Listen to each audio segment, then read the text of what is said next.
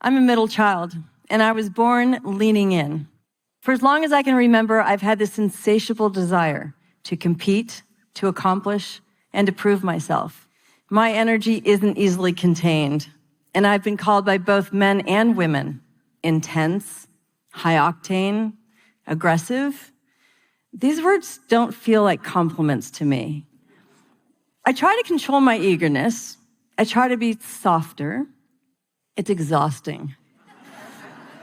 The truth is, this tough shell conceals sensitivities and insecurities that only those closest to me know. And yeah, my masculine traits make me the kind of gal that can hang with the guys, as long as I'm not their boss. Last winter, I was walking through a ski resort, and a man came up to me and said, "Excuse me, are you with a husband or a fiance?" "No," I said, and I continued toward the lifts. And then curiosity got the better of me, and I turned around and asked the guy why he wanted to know if I was with a man.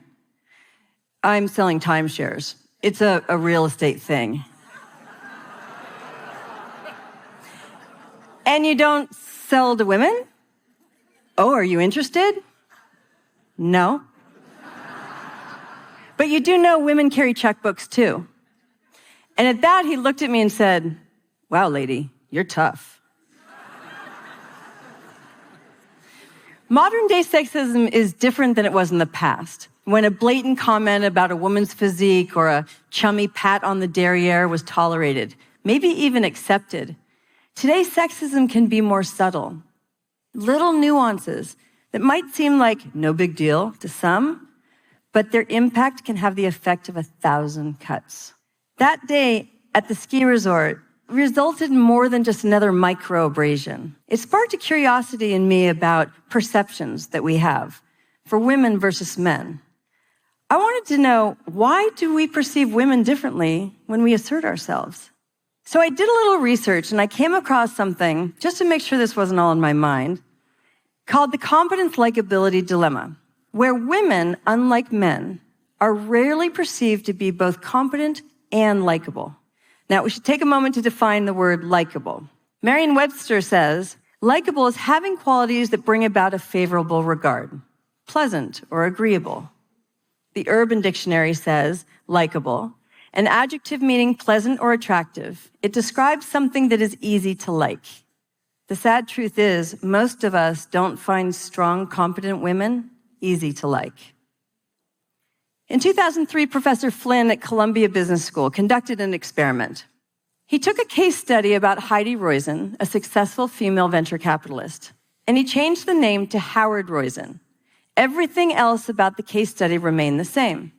He gave half of his class the Heidi Roizen case study, and the other half the Howard Roizen case study. And he asked his students to rate how competent and how likable Heidi and Howard were. Both female and male students found Heidi and Howard to be equally competent, but the students tended not to like Heidi. They thought that she was a little too aggressive and out for herself. Neither female nor male students wanted to work for or hire Heidi, but they all thought Howard would make a great colleague. Why? Because in our society, women are penalized when we behave in ways that violate gender norms. Our gender stereotypes show that women should be kind, nurturing, helpful, supportive, deferential, while traditionally men are expected to be decisive, competent, assertive, and strong.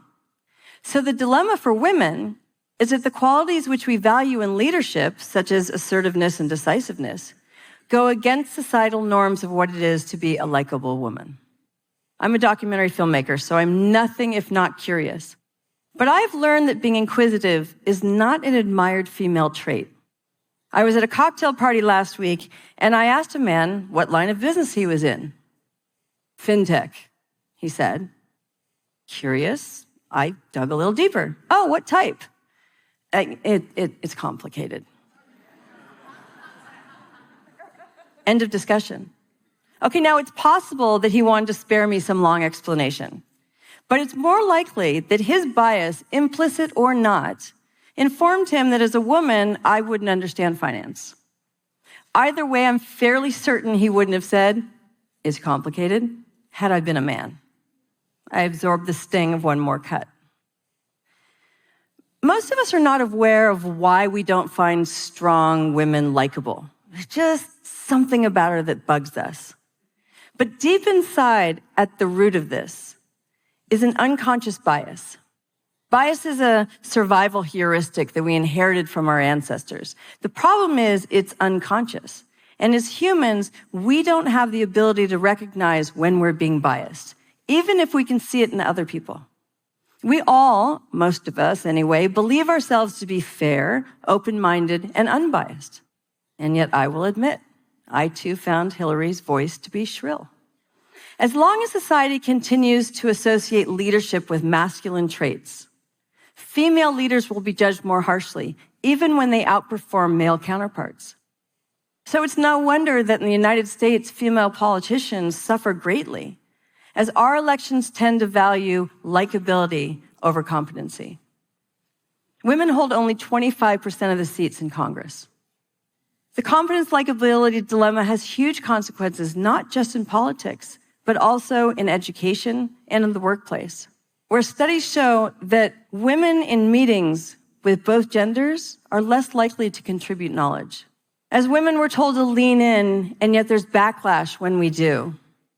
A recent study shows that women are not as good as men at negotiating for themselves.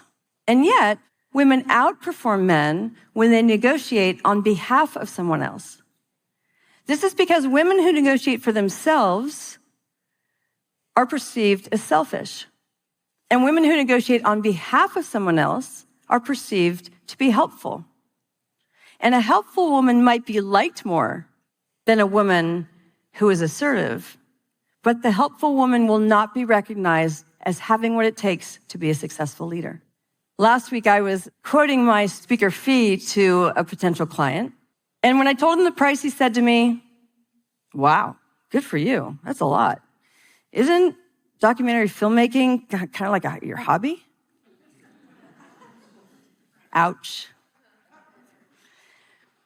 As humans, we're limited to what we can do to mitigate our biases. So even if we were able to, say, implement a tool that would bring more women into upper management, it's highly likely that we would still evaluate the performance of those women with biased perceptions. Clearly, leadership and likability should not be mutually exclusive for women or for men. So how do we solve for this dilemma?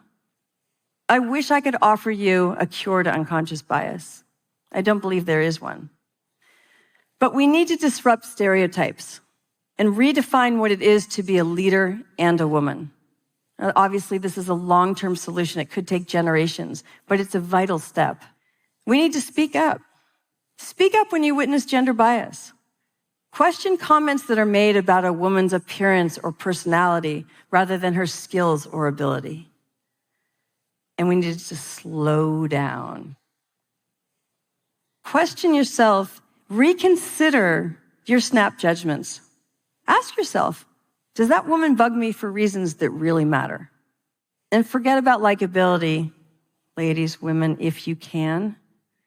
Instead, focus on being awesome. Be a smart, compassionate, effective leader that will redefine the stereotype of what a female leader is. I've wasted a lot of time worrying about how I am perceived. If I ask a lot of questions, will you find me combative? If I tell you about an accomplishment I'm proud of, you might think I'm conceited. But I need and seek the approval and recognition of my family, of my friends, and of my colleagues. Like many of you, I want to be liked. And I'm hopeful for the day when women can be recognized as being competent and likable. A day when we value each other regardless of gender for the unique contributions that we each bring to the table. That will be the day that I won't have to worry about being liked. I can just be me. Thank you.